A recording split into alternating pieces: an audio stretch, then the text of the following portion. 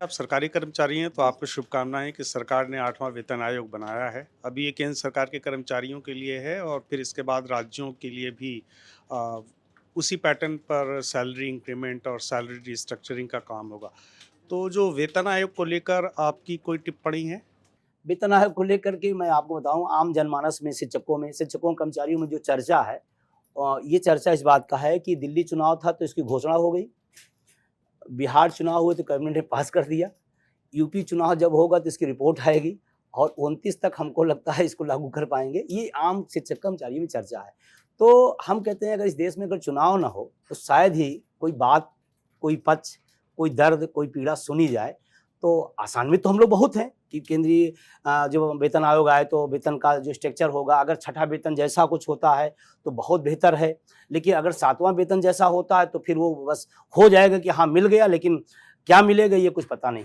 तो आप थोड़ा एलाबोरेट करेंगे 6 पे कमीशन में क्या मिला जो 7th में नहीं था? देखिए जो फिटमेंट्स फैक्टर होता है जिसके आधार पर निर्धारित होता है पूरा वेतन आयोग, एक कर्मचारियों के अंदर एक चर्चा है, अगर वो 3 के आस-पास रहता है, तो हमारा कुछ न कुछ भला हो जाएगा। अदरवाइज़ अगर उससे नीचे आता है फिटमेंट फैक्टर तो फिर निश्चित रूप से बस ये है कि चलो ठीक है कुछ नहीं तो कुछ मिल गया, इतने मतलब होगा। छठा वेतन आयोग में जिन लोगों के स्ट्रक्चर चाहे नीचे से लेकर टॉप टू बॉटम की बात मैं कर रहा हूँ, सबके वेतन में अच्छी खासी वृद्धि हुई थी। 7वें में बड़ी उम्मीद थी कि कुछ होगा, लेकिन शायद विज्ञापन ज़्यादा हुआ, मिला कम। तो इस बात की आशंका लोग व्यक्त कर रहे हैं कि ऐसा ना हो 7वें की तरफ विज्ञापन ज़्यादा हो जाए और लाभ कम मिले। और वर्तमान में जो चल रहा है विज्ञापन का दौर चलता है, बेहतर तरीके से लोग उसको बताते हैं।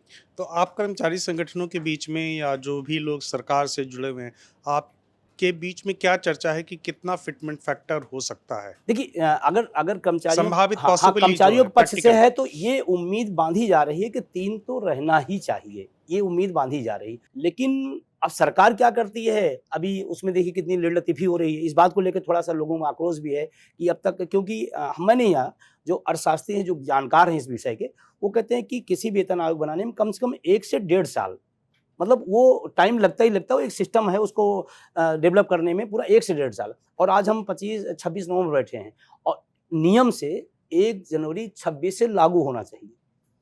अभी कमेटियाँ बन रही हैं, फिर उसकी रिपोर्ट कब आएगी, फिर स्ट्रक्चर क्या तैयार होगा क्योंकि वो लंबा प्रोसेस है।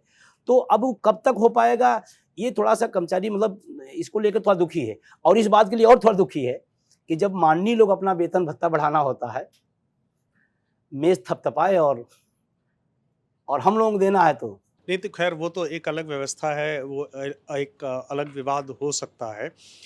लेकिन मेरा सवाल ये है कि अगर सरकार ने प्रॉमिस कर दिया है कि 1 जनवरी 2026 से ही 8वें वेतन आयोग का फ़ायदा मिल जाएगा, तो फिर इसमें शक क्या है? चलिए 1 डेढ़ साल की देरी होगी लेकिन एरियर के साथ तो पेमेंट मिलेगा ना, जब मिलेगा एकमुश्त मिलेगा, मोटा अमाउंट मिलेगा। अब कोरोना काल का 18 महीने का जो है हम लोगों का आज तक मिला नहीं और उस समय कहा गया था कि जब भी स्थितियाँ बेहतर होंगी तो हम दे देंगे। 18 महीने का आज भी चाहे सेंटर का हो, चाहे वो स्टेट का कर्मचारी हो, आज भी वो इंतज़ार में है। अभी कोरोना बीते कितना समय हो गया है, अभी तक नहीं मिला। तो बहुत ज़्यादा तो आशान्वित नहीं है लेकिन मिल जाए तो अच्छी बात है, स्वागत करता हूँ।